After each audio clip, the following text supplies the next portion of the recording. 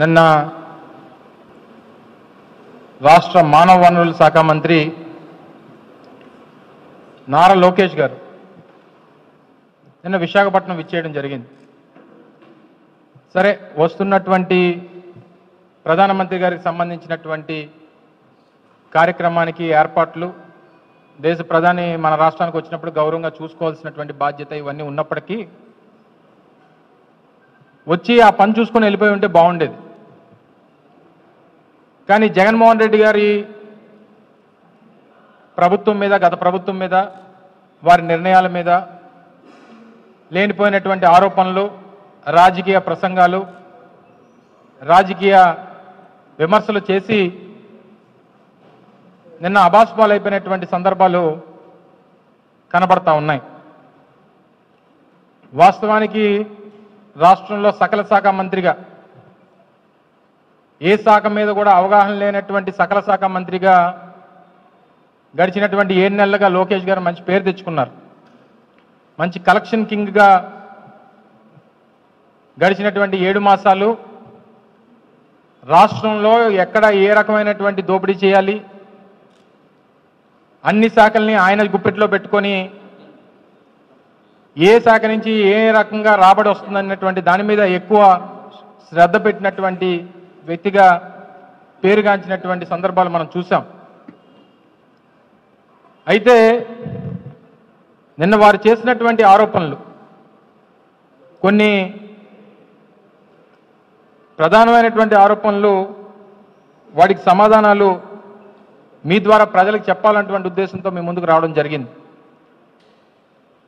వారు చేసినటువంటి ప్రధానమైనటువంటి ఆరోపణ ఏంటంటే, ఉత్తరాంధ్రకి జగన్మోహన్ రెడ్డి గారు చేసింది ఏంటి, ఆయన ఏమీ చేయలేదు, గడిచినటువంటి 5 సంవత్సరాలుగా జగన్మోహన్ రెడ్డి గారి పాలనలో ఉత్తరాంధ్రకి ఏమి మీరు చేశారన్నటువంటి విషయాన్ని వారు అడగడం జరిగింది. ఎక్కడి నుంచి, శ్రీకాకుళం నుంచి పాయకరావుపేట వరకు మొదలు పెట్టమంటారా, లేదా పాయకరావుపేట నుంచి శ్రీకాకుళం వరకు మొదలు పెట్టమంటారా? గతంలో 15 సంవత్సరాలు మీ తండ్రి గారు ఉమ్మడి రాష్ట్రానికి 10 సంవత్సరాలు, రాష్ట్ర విభజన జరిగిన తర్వాత 5 సంవత్సరాలు, 15 సంవత్సరాలు మొన్న వచ్చినటువంటి అధికారానికన్నా ముందు 3 పర్యాయాలు ఈ రాష్ట్రానికి ముఖ్యమంత్రిగా చేశారు. గతంలో ఎప్పుడు కూడా ఉత్తరాంధ్రకి ఆయన హయాంలో జరిగినటువంటి కార్యక్రమాలు ఏంటో ఒకసారి చెప్పుంటే మేము మిగిలినటువంటి వాడికి సమాధానం చెప్పేవాళ్ళం. జగన్మోహన్ రెడ్డి గారు గడిచినటువంటి 5 సంవత్సరాల్లో శ్రీకాకుళంలో మొదలు పెడితే ఉద్దానం కిడ్నీ సమస్యకు సంబంధించి 700 కోట్ల రూపాయలతో వాటర్ ప్రాజెక్టు నిర్మించాం, కిడ్నీ రీసెర్చ్ సెంటర్ నిర్మించాం. ఎన్నో దశాబ్దాలుగా ఉన్నటువంటి మూలపేట పోర్టు నిర్మాణం, శ్రీకాకుళంకి సంబంధించి ఆ ప్రాంతం తాలూకు రూపురేఖలు మార్చేటువంటి శ్రీకాకుళం పోర్టు, మూలపేట పోర్టు నిర్మాణాన్ని ప్రారంభించాం. విజయనగరంలో మెడికల్ కాలేజ్ నిర్మించాం, కురుపాంలో ట్రైబల్ ఇంజనీరింగ్ కాలేజు, పార్వతీపురంలో మెడికల్ కాలేజు,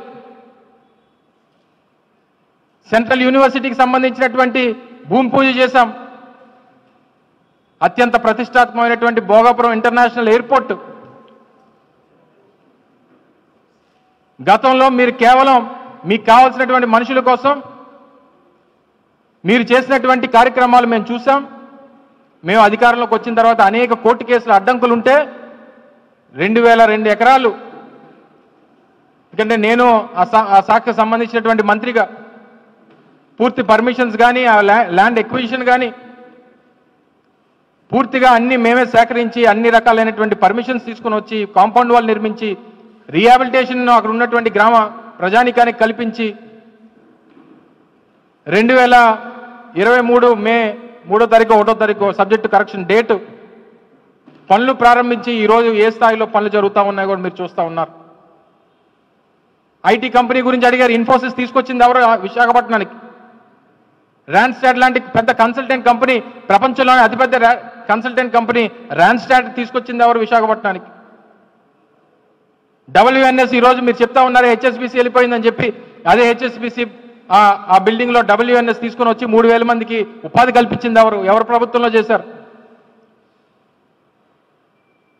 మీకు ఇవేవి కనబడరు. మేము తీసుకొచ్చినటువంటి TCSను కూడా మీరే తీసుకొచ్చారని చెప్పుకునేటువంటి పరిస్థితికి వచ్చేస్తే ఆ TCS కూడా 10,000 మంది అన్నారు.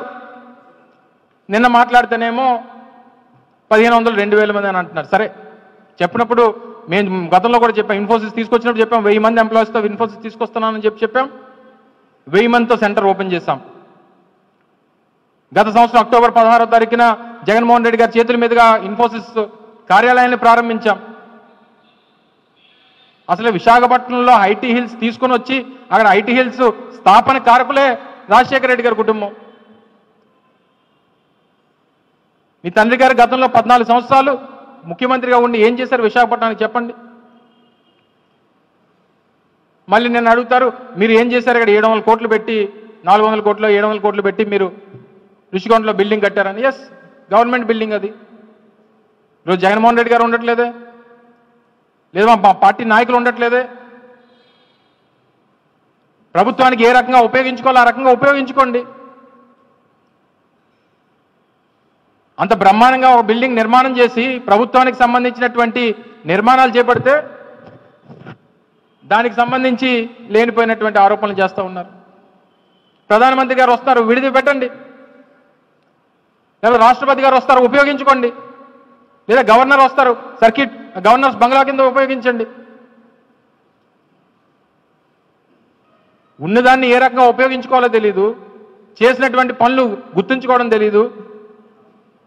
ఈరోజు తిరిగి మా పార్టీ మీద విశాఖపట్నం స్టీల్ ప్లాంట్ ప్రైవేటీకరణ జరగదని ఎన్నోసార్లు చెప్పామని ఈయన చెప్తున్నాడు. ఎస్, వెరీ గుడ్, స్వాగతిస్తున్నాం. ఈ మాట రేపు ప్రధానమంత్రి గారు వస్తారు కదా, విశాఖపట్నం స్టీల్ ప్లాంట్ ప్రైవేటీకరణ జరగదు అని చెప్పి పెద్ద మనిషి నిన్న ప్రకటన చేశారు. ఎస్, స్వాగతిస్తున్నాం.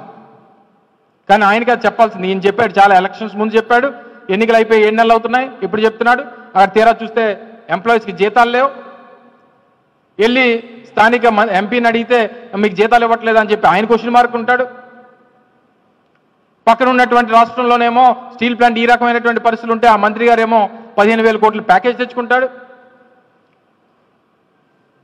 తీరా ఈయన చూస్తేనేమో ప్రైవేట్ పరం చెయ్యం. ఆ నిర్ణయం మీరు చెప్తారా, లేకపోతే మీ తండ్రి గారు రేపు పక్కనుండి రేపు 1,00,000 మందితో సభ అంటున్నారు కదా, ఆ సభా సాక్షిగా ప్రధానమంత్రి గారితో చెప్పిస్తారా? మేము డిమాండ్ చేస్తూ ఉన్నాం ఈరోజు స్టీల్ ప్లాంట్ కార్మికుల తరపున, విశాఖపట్నం ప్రజల తరపున, రాష్ట్ర ప్రజల తరపున రేపు జరగబోయేటువంటి ప్రధానమంత్రి గారి సభలో విశాఖపట్నం స్టీల్ ప్లాంట్ ప్రైవేట్ పరం చేయు అనేటువంటి మాట రేపు ప్రధానమంత్రితో చెప్పించాలని చెప్పి వైఎస్ఆర్ కాంగ్రెస్ పార్టీ డిమాండ్ చేస్తూ ఉంది. ఏ మేరకు చెప్పిస్తారో, నీ నోటు మాటగా ఉండిపోద్దో, లేకపోతే నీటి మీద రాతలుగా మిగిలిపోతాయో అనేటువంటిది మరో 48 గంటలు వేచి చూస్తే అర్థమైపోతుంది. సో ఈ రకమైనటువంటి తప్పుడు ప్రచారాన్ని, ఈ భాష నిన్న మీరు అనవసరంగా లేనిపోయినటువంటి ఆరోపణలు మామి చేస్తారు. నిన్న ఆయన మాట్లాడినటువంటి తీరు మీరు చూశారు కదా. నిన్న ఏం మాట్లాడారండి? కలెక్టరేట్లో మాట్లాడాల్సినటువంటి మాటలు అవి. ఏం పీక్కుంటారంటే ఏం పీకమంటారు? ఏం పీకారు అని అంటాడు ఏంటి ఆయన? చేసినవన్నీ చెప్పాం కదా. పోనీ మీరేం చేశారో చెప్పండి. గతంలో 15 సంవత్సరాలు ముఖ్యమంత్రిగా, ఇప్పుడు 7 నెలలుగా మీరు ఇచ్చినటువంటి హామీలు ఏమైపోయి చెప్పండి. దానికి సమాధానం చెప్పడం మానేసి నిరంతరం 7 నెలల నుంచి జగన్నామ స్మరణం. ఏం జరిగినా జగన్మోహన్ రెడ్డి గారే. వరదలు వచ్చినా జగన్మోహన్ రెడ్డి గారే, విపత్తులు వచ్చిన జగన్మోహన్ రెడ్డి గారే, మీరు పథకాలు అమలు చేయకపోయినా జగన్మోహన్ రెడ్డి గారే, మీకు ఏదైనా చేత కాకపోయినా జగన్మోహన్ రెడ్డి గారే. మీరు చేసినటువంటి ప్రతి పనికి ముందు జగన్మోహన్ రెడ్డి గారు, వెనక జగన్మోహన్ రెడ్డి గారు. పోనీ తీరా రేపు జరగబోయేటువంటి శంకుస్థాపన కార్యక్రమాలు, ఎన్టీపీసీ గ్రీన్ హైడ్రోజన్ హబ్కు సంబంధించి పెట్టుబడుల విషయంలో దానికి సంబంధించినటువంటి గ్రౌండింగు రేపు ప్రధానమంత్రి గారితో చేస్తున్నారు. ఎవరి హయాంలో జరిగింది అది? నేను మంత్రిగా నేను ఇండస్ట్రీస్ శాఖ మంత్రిగా గత ప్రభుత్వంలో అచ్యుతాపురం ప్రాంతంలో ఎన్టీపీసీ గతంలో పవర్ ప్లాంట్ కోసం ఇచ్చినటువంటి 1300 ఎకరాలు ఇప్పుడు వైబిలిటీ లేదని చెప్పి వాళ్ళతో కూర్చొని చర్చించి ఆల్టర్నేట్గా మీరు ఏం చేస్తే బాగుంటుందని చెప్పి వాళ్ళతో మాట్లాడి గత సంవత్సరం జరిగినటువంటి గ్లోబల్ ఇన్వెస్ట్మెంట్ సమ్మిట్లో వారితో మాట్లాడి ఆల్టర్నేట్గా గ్రీన్ హైడ్రోజన్ హబ్ని ఆ 1300 ఎకరాల్లో మీరు ఏర్పాటు చేస్తే బాగుంటుందని చెప్పి ముఖ్యమంత్రి గారి ద్వారా వారిని ఒప్పించి వారితో ఎంఓయూ చేసుకొని ఆ 1300 ఎకరాలని ఆ ల్యాండ్ యూసేజ్ని గత సంవత్సరమే దాన్ని మార్పించి గత సంవత్సరం ఇన్ సెన్స్ 2023లో అన్ని రకాలైనటువంటి పర్మిషన్స్ ప్రభుత్వం తరపు నుంచి రాష్ట్ర ప్రభుత్వం నుంచి ఇవ్వాల్సినటువంటి అన్ని పర్మిషన్స్ ఇచ్చి మన గత సంవత్సరం జనవరి ఫిబ్రవరి మాసాల్లో దానికి గ్రౌండింగ్ చేయాలని చెప్పి అనుకున్నాం. సరే అప్పుడు ప్రధానమంత్రి గారికి సమయం లేదు, ఎన్నికలు వచ్చినాయి చేసే చెప్పండి ఎవరి హాయంలో వచ్చింది చెప్పండి. అది కేవలం జగన్మోహన్ రెడ్డి గారి హాయంలో తీసుకొచ్చినటువంటి ప్రాజెక్ట్కి ఈరోజు శంకుస్థాపన చేస్తూ ఉన్నారు. బల్క్ డ్రగ్ పార్క్ ఎవరి హాయంలో వచ్చింది చెప్పండి. 2000 ఎకరాల్లో బల్క్ డ్రగ్ పార్కు దేశంలో 17 రాష్ట్రాలు పోటీ పడితే దేశంలో బల్క్ డ్రగ్ పార్కులు ఏర్పాటు కోసం 17 రాష్ట్రాలు పోటీ పడితే దక్షిణ భారతదేశం నుంచి సాధించినటువంటి ఏకైక రాష్ట్రం బల్క్ డ్రగ్ పార్కు ఆంధ్రప్రదేశ్. ఆ రోజు మా ఘనత అది. గతంలో అది కాకినాడ ప్రాంతంలో పెట్టాలని చెప్పి అనుకున్నాం.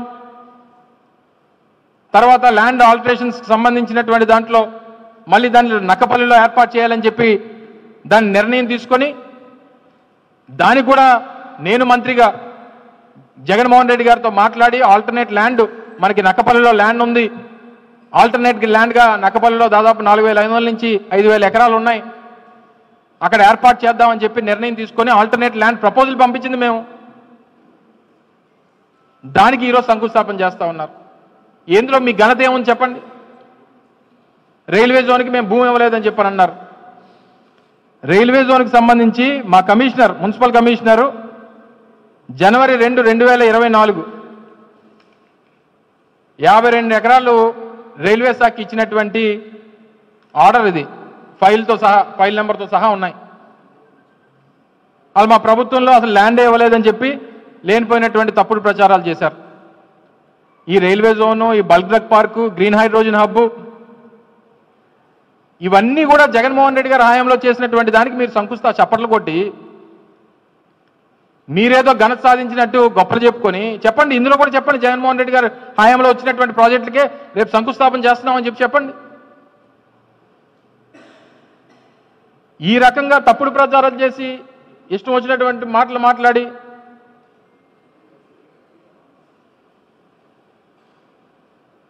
గత ప్రభుత్వంలో పెట్టినటువంటి బకాయిలు మేము చెల్లిస్తున్నాం.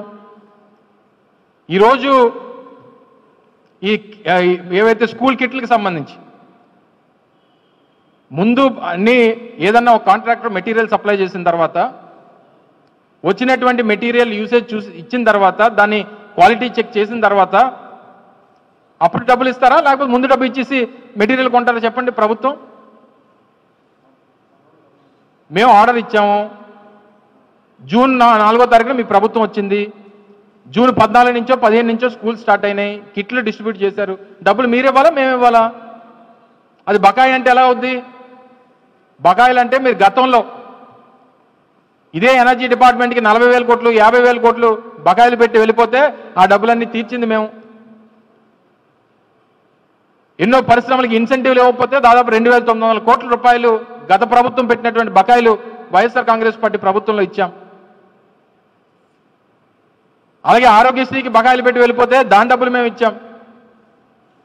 ఈరోజు 3,900 కోట్ల రూపాయలు జగనన్న విద్యా దీవెనకి సంబంధించి, ఫీజు రీయింబర్స్మెంట్కి సంబంధించి, 1,100 కోట్లు వసతి దీవెనకి సంబంధించి, దాదాపు 2,500 కోట్లు ఆరోగ్యశ్రీకి సంబంధించి బకాయిలు ఉండిపోతే ఈరోజు హాస్పిటల్స్కి వెళ్తే, నెట్వర్క్ హాస్పిటల్స్కి వెళ్తే ట్రీట్మెంట్ చేయడానికి కూడా రానివ్వనటువంటి పరిస్థితులు ఈరోజు హాస్పిటల్స్ కనబడతా ఉన్నాయి. మీరు చేసినటువంటి ఘనకార్యం 7 నెలల్లో 1,12,000 కోట్ల రూపాయలు అప్పులు చేసి ఏ ఒక్క రూపాయి పేదవాడి సంక్షేమానికి ఖర్చు పెట్టకుండా, ఇవ్వాల్సినటువంటి ప్రాజెక్టులకు కానీ లేదా చేయాల్సినటువంటి వెల్ఫేర్ స్కీమ్స్కి కానీ మీరు రూపాయి కేటాయించకుండా డబ్బంతా ఏం చేస్తున్నట్టు తిరిగి జగన్మోహన్ రెడ్డి గారి మీద ఆరోపణలు చేయడం, ఇంకా జగన్మోహన్ రెడ్డి గారిని నిందించడం. 2024 వెళ్ళిపోయింది, 2025 వచ్చేసింది. మరో 2 మాసాలు పోతే మార్చి 12 వచ్చేస్తే, మార్చి 16 వచ్చేస్తే ఎన్నికల నోటిఫికేషన్ వచ్చి సంవత్సరం అయిపోద్ది. ఇంకో 2 నెలలు పోతే అంటే ఇంకా సంవత్సరం అయిపోయినా ఇంకా అలాగా ఇంకా జగన్మోహన్ రెడ్డి గారు జగన్ నామ స్మరణం. మీరు చేయదలుచుకునేది ఏంటో, చెప్పదలుచుకునేది ఏంటో, ఈ ఉత్తరాంధ్ర ప్రాంతాన్ని చేయదలుచుకునేది ఏంటో, మీరు వచ్చిన తర్వాత సాధించింది ఏంటో అది చెప్పడం మానేసి ఇంకా జగన్మోహన్ రెడ్డి గారి మీద ఇంకా నోటుకొచ్చినట్టు చాలా విషయాలు మాట్లాడిన ఆ విషయాల జోలికి నేను వెళ్ళను. కానీ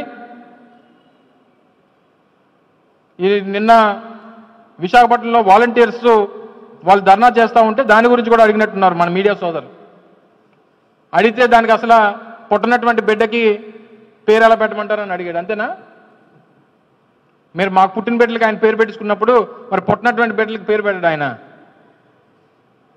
మరి గ్రీన్ హైడ్రోజన్ హబ్, ఈ బల్క్ డ్రగ్ పార్కు, ఈ రైల్వే జోను, మరి ఇవన్నీ ఎవరికి పుట్టిన బిడ్డలు ఇవి? మరి మాకు పుట్టిన బిడ్డలకి మీరు పేర్లు పెట్టించుకుంటారా? ఇదే వాలంటీర్లకు సంబంధించి అసలు గవర్నమెంట్ ఆర్డర్లు మేము అధికారంలోకి వచ్చిన తర్వాత రావడమే. జూన్ 22, 2019లోనే ఫస్ట్ జీవో ఇచ్చాం. ఆగస్టులోనేమో మున్సిపల్ అడ్మినిస్ట్రేషన్ సంబంధించినటువంటి జీవోలు ఇచ్చాం. 50 ఇళ్ళకి ఒక వాలంటీర్ ఇచ్చాం, 100 ఇళ్ళకి వాటికో వాలంటీర్ని ఇచ్చాం. ఇవన్నీ కూడా గవర్నమెంట్లో ప్రొసీజర్ వెళ్తే మరి ఏమీ లేనప్పుడు మరి నీ మేనిఫెస్టోలో ఎందుకు పెట్టావు? వాలంటీర్లకు 10,000 ఇస్తానని చెప్పి, వాలంటీర్లకి 10,000 రూపాయలు జీతం పెంచుతానని చెప్పి మేనిఫెస్టోలో ఎందుకు పెట్టావు? అసలు ఆ వ్యవస్థే లేదని అనుకున్నప్పుడు, దానికి చట్టబద్ధత లేదని అనుకున్నప్పుడు ఎందుకు మేనిఫెస్టోలోని ఏం పెట్టారు? మేనిఫెస్టోలో వాలంటీర్ల తాలూకు గౌరవ వేతనం 5,000 రూపాయల నుంచి 10,000 రూపాయలకు పెంచడం జరుగుతుంది.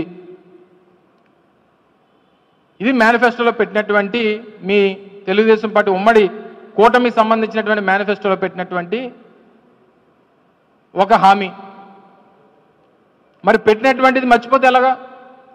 అడిగితేనేమో వాళ్ళ వ్యవస్థ లేదని మీరంటారు, ఉప ముఖ్యమంత్రి గారు కూడా అసలు అది ఉందో లేదో తెలియదని అంటారు. హామీ ఇచ్చినటువంటి చంద్రబాబు నాయుడు గారికి అది గుర్తుండదు, ప్రచారం చేసినటువంటి మంత్రులకి అది జ్ఞాపకమే రాదు.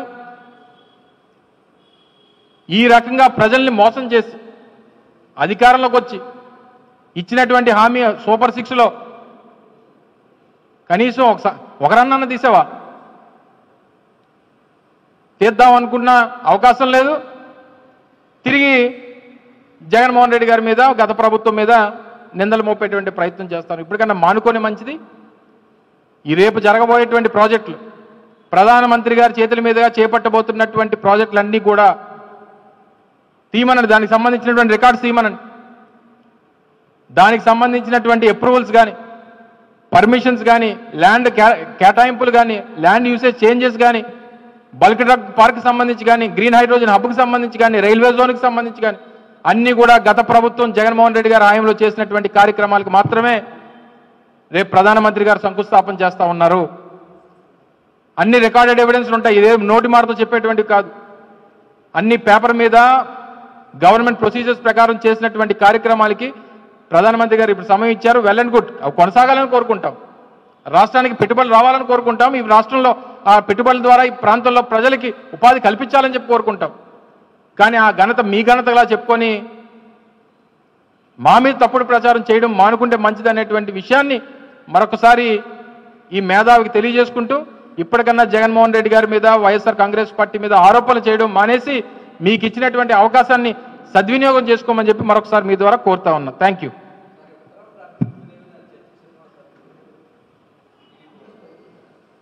ఇప్పుడు చెప్పాను నేను అన్నిని. ఇది నేను చెప్పినవి కేవలం గత 5 సంవత్సరాల్లో జగన్మోహన్ రెడ్డి గారి హయాంలో చేసినవి. గతంలో వారి తండ్రి రాజశేఖర రెడ్డి గారి హయాంలో ఇప్పుడు మనం మాట్లాడుకున్నటువంటి స్టీల్ ప్లాంట్ ఎక్స్పాన్షన్ కానీ, లేదా స్టీల్ ప్లాంట్ని డిస్ఇన్వెస్ట్మెంట్ వైపు తీసుకెళ్తున్నప్పుడు ఆపినటువంటి సందర్భాలు కానీ, BHPని BHELలో విలీనం చేయడం కానీ, హిందుస్థాన్ షిప్ యార్డ్కి ఆర్డర్లు తీసుకొని వచ్చి కాపాడినటువంటి సందర్భాలు కానీ, లేదా BRTS రోడ్లు కానీ, IT టవర్స్ కానీ, ఇలాగ అనేక కార్యక్రమాలు రాజశేఖర రెడ్డి గారి హాయం దగ్గర నుంచి ఉత్తరాంధ్ర ప్రాంతానికి అనేక ప్రాజెక్టుల విషయంలో కానీ, అప్పుడు రాజశేఖర రెడ్డి గారు కానీ తర్వాత వారి తన్నీడు జగన్మోహన్ రెడ్డి గారు అనేక కార్యక్రమాలు చెప్పారు, అనేక కార్యక్రమాలు చేశారు. వారు ఇరువురు కలిసి 10 సంవత్సరాలు ఈ రాష్ట్రానికి ముఖ్యమంత్రిగా ఉన్నారు.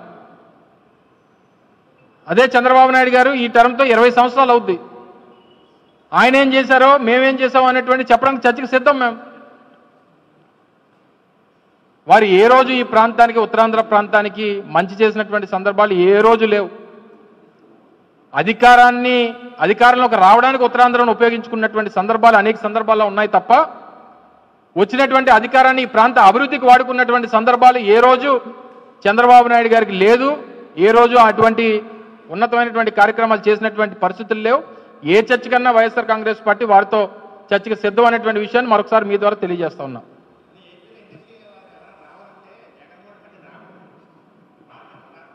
ఎవరు ఇస్తారు? ఎందుకు ఇస్తారు? అలా కాదండి. సరే, మీరు చెప్పింది బాగానే ఉంది. గత ప్రభుత్వంలో హెరిటేజ్ సంస్థ అనేటువంటిది ఈ రాష్ట్రంలో ఉంది కదా, అవి పరిశ్రమలే కదా. హెరిటేజ్ ఎవరిది? చంద్రబాబు నాయుడు గారు కదా. నాకు తెలిసి హెరిటేజ్కి సంబంధించినటువంటి సంస్థలు మా అనకాపల్లి కసింకోటలో, అలాగే రాష్ట్ర వ్యాప్తంగా అనేక ప్రాంతాల్లో 10-11 యూనిట్లు ఉన్నాయి పరిశ్రమలు. చెప్పనండి, ఏమి ఇబ్బంది పెట్టామని చెప్పానండి. చంద్రబాబు నాయుడు గారు ఏమైనా బాండ్ పేపర్ రాసిచ్చారా? మేము ఏదైనా ఇబ్బంది పెట్టినటువంటి సందర్భాలు మా ప్రతిపక్ష నాయకుడే కదా ఆ రోజు మేము అధికారంలో ఉన్నప్పుడు. హెరిటేజ్ సంస్థ అనేటువంటిది ట్యాక్సులు కట్టకపోయినా 2019 నుంచి 24 మధ్యలో దాదాపు 2-3 సంవత్సరాలు ట్యాక్సులు కట్టకపోయినా సరే, ఆ రోజు కోవిడ్ పరిస్థితులు ఉన్నాయి, కొన్ని ఇబ్బందులు ఉండొచ్చు అని చెప్పి సమయం ఇచ్చి ఇబ్బంది పెట్టకుండా ఈరోజు రాష్ట్రంలో పరిశ్రమలకి అనేక రకాలైనటువంటి ప్రోత్సాహాలు ఇచ్చినటువంటి ప్రభుత్వం అది. లేనిపోయినటువంటి ఆరోపణలు చేసి చెప్పాను కదా, ఇప్పుడు చెప్పినటువంటి ప్రాజెక్టులన్నీ మా హయాంలో వచ్చినవి. వారు వచ్చిన తర్వాత ఏం తీసుకొచ్చారో చెప్పానండి. సంవత్సరం అయిపోతుంది కదా. సో ఇవన్నీ లేనిపోయినటువంటి ప్రచారాలు చేసి ఏదో పబ్బం గడుపుకుందామని అంటే అలాగే గడిచిపోతుంది. దాన్నే ఉంది. 5 సంవత్సరాలకు ఒకసారి అధికారం వస్తుంటుంది. ఏది శాశ్వతం కాదు. ఇందాక నువ్వు టైం చూపించావు, ఆ టైం కూడా ఎప్పుడు పర్మనెంట్గా ఒక దగ్గర ఆగిపోదు. టైం మారుతుంటుంది, పరిస్థితులు మారుతుంటాయి, జనం మారుతుంటారు, ప్రభుత్వాలు మారుతుంటాయి. వారు తీసుకున్నటువంటి నిర్ణయాలు, మేము తీసుకున్నటువంటి నిర్ణయాలు ప్రజలు నిర్ణయిస్తారు అన్ని కూడా.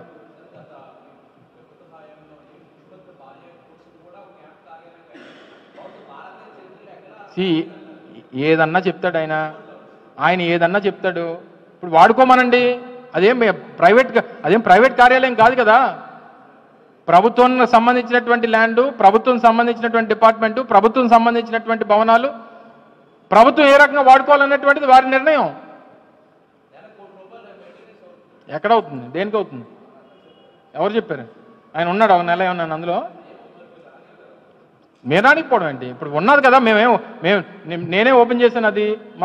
మా తాలూకా ఆ రోజు టూరిజం మినిస్టర్ రోజా గారు నేనే ఓపెన్ చేశాను దాన్ని. టూరిజం ప్రాజెక్ట్ అని చెప్పి ఓపెన్ చేసాం. తర్వాత కమిటీ వేసాం. కమిటీ వేసిన తర్వాత ముఖ్యమంత్రి గారి కార్యాలయంకి అయితే బాగుంటుందని చెప్పి కమిటీ నిర్ణయించింది. సో దానికే వాడదామని చెప్పి మీకే చెప్పాం కదా. ఈలోపు ఎన్నికలు వచ్చాయి, ఫలితాలు మారినాయి, పరిస్థితులు మారినాయి. ప్రభుత్వాన్ని ఏ రకంగా వినియోగించుకోవాలనేటువంటిది ప్రభుత్వం ఇష్టం. అది చంద్రబాబు నాయుడు గారు డిసైడ్ చేస్తారా, పవన్ కళ్యాణ్ డిసైడ్ చేస్తారా, లేకపోతే లోకేష్ డిసైడ్ చేసుకుంటారా అనేటువంటిది వారి నిర్ణయం తీసుకోవాలి తప్ప ఇప్పుడు దానికి మెయింటెనెన్స్ 10,000 అవుతుంది, 20,000 అవుతుంది, 50,000 అవుతుంది మాకు చెప్తే ఎలాగా? ప్రారంభోత్సవం చేయడం ఏంటి?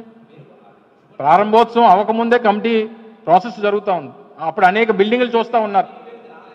వచ్చింది. నువ్వు పొరపాటు పడతావు. అంటే నీకు పంపించలేదేమో, ఏబిఎన్ ఆఫీస్కి ఏం పంపించలేదేమో, కానీ మామూలుగా గవర్నమెంట్లో అయితే కమిటీ వచ్చింది. ఏబిఎన్ రాధాకృష్ణ గారికి, టీవీ నాయుడు గారికి వీళ్ళకి పంపించున్న రిపోర్ట్స్. కానీ రిపోర్ట్స్ అనేటువంటి ఇప్పుడంటే మీ గవర్నమెంట్లో ఏ రిపోర్ట్ అన్నా మీకు మీ ఆఫీస్లో వచ్చి వెళ్తాయేమో. ఏబిఎన్ ఆఫీస్కి, టీవీ ఆఫీస్కి, ఈటీవీ ఆఫీస్కి వెళ్తాయేమో, కానీ మా ప్రభుత్వంలో డిపార్ట్మెంట్లో ఉంటాయి రికార్డ్స్ అన్నీ కూడా. జీవోలు అన్నీ ఉన్నాయి. అన్ని జీవోలు నీ ముందు పెడతాను.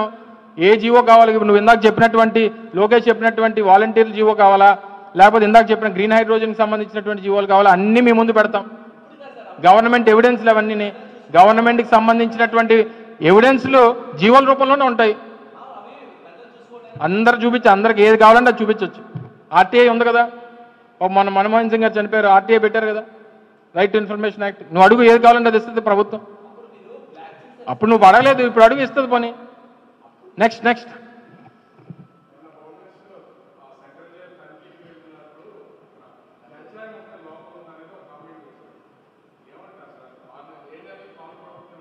ముందు మన పేషీలో ఉన్న గంజాయి మొక్కను తీస్తారా లేదా?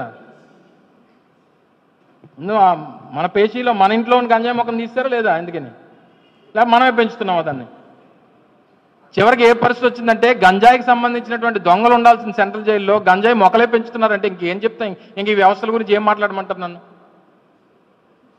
గంజాయి వ్యవసాయం చేసేవాళ్ళు, గంజాయి రవాణా చేసేవాళ్ళు, గంజాయి స్మగ్లింగ్ చేసేవాళ్ళు ఉండాల్సినటువంటి సెంట్రల్ జైల్లో ఇంకా అక్కడ ఇక్కడ ఎందుకు గంజాయి ఏదో సెంట్రల్ జైల్లో పెంచేస్తే ఇంకెక్కడికి వెళ్ళాల్సిన పని లేదు కదా అని అనుకునే పరిస్థితి వస్తే అందులో ఎవరెవరు ఉన్నారు ఇన్వాల్వ్మెంటు? మంత్రి గారి దగ్గర నుంచి కింద ఉన్నటువంటి ఆ జైలు వార్డెన్ల వరకు ఉన్నారా? లేకపోతే ఖైదీలతో పాటు వీళ్ళు కూడా కొమ్మక్క అయిపోయారా? లేకపోతే వాళ్ళ పేషీల్లో జరుగుతున్నటువంటి పనులు చూసుకోలేక, లేకపోతే ఎక్కడి నుంచి ఎంతెంత వస్తున్నాయో లెక్క పెట్టుకోలేక సమయం సరిపోవట్లేదా? నిన్న ఒక మంత్రి గారు హైదరాబాద్లో ఘనకార్యాలన్నింటి గురించి మీ పత్రికలో వచ్చినట్టున్నాయి, మీ గెజిట్లోనే వచ్చినట్టుంది. గెజిట్లో వచ్చింది నిన్న వచ్చింది. సో ఒక మినిస్టర్ గురించి వచ్చింది, మొన్న ఒక మినిస్టర్ గురించి వచ్చింది. వెరీ గుడ్, అప్రిషియేట్ చేస్తున్నాను సార్, నేను అప్రిషియేట్ చేస్తున్నాను నేను. సో ఇవన్నీ కూడా ముందు మన ఇంట్లో గంజాయి మొక్కల్ని, మన పేషీల్లో గంజాయి మొక్కల్ని, ఇంకా రాష్ట్రంలో వ్యవస్థల గురించి అంటారా? మనకి దాని మీద దృష్టే లేదు మంత్రులకి. ఇంకా మంత్రులకు దృష్టి లేనప్పుడు జైలు కాంపౌండ్లో ఏంటంటే ప్రతి సెల్లో కూడా పెంచుతారు. ఇంకా ఇది పెద్ద ఎత్తున ఒక పెద్ద ప్రచారం గతంలో మామిచ్చేశారు. ఇప్పుడు ఏం జరుగుతుంది అన్నటువంటిది మీ కళ్ళ ముందు కనబడుతోంది. Thank you. ఇంకా అన్నీ ఇంకా అదే చెప్తాను కదా, ఇందాక చెప్పాను కదా నీకు, నిత్యం జగన్నామ స్మరణ అని.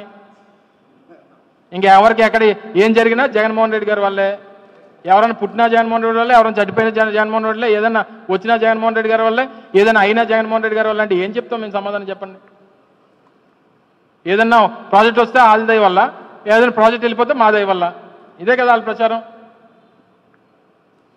సో ఈ రకమైనటువంటి ప్రచారాలు మానుకుంటే మంచిది అనేటువంటి చెప్తా ఉన్నది. మీరు చేయాల్సింది, మీకు ఇచ్చినటువంటి బాధ్యత నిర్వర్తించండి.